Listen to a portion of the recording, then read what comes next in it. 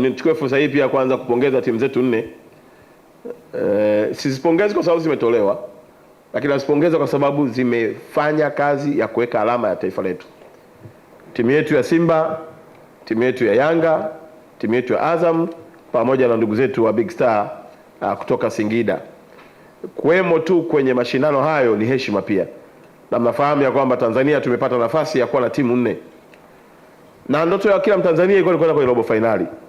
Yaliyotokea uwanjani ni dakika 90, hatuwezi kuamua tofauti, lakini mimi nawapongeza kuanzia uongozi wao, uongozi wa Simba, uongozi wa Yanga, uongozi wa Azam pamoja na Singida Big Star kwa kazi kubwa nzuri walioifanya ya kufika hatua kupeperusha bendera na kufanya mataifa yaje kwenye nchi yetu kuja kucheza na wao, kwa sababu wasingeingia tusingepata hata hizo pesa ambazo ndugu zetu wenye hoteli, migahawa, watu wa chakula wameweza kuzipata.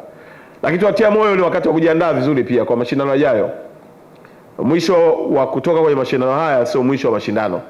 Maana wameusoma mchezo, wameelewa mbinu, kwa ni wakati mzuri wa kujipanga kuhakikisha kwamba mashindano yajayo basi twende mpaka nusu finali, tusitoke mapema kama ambavyo imetukuta hivi jana.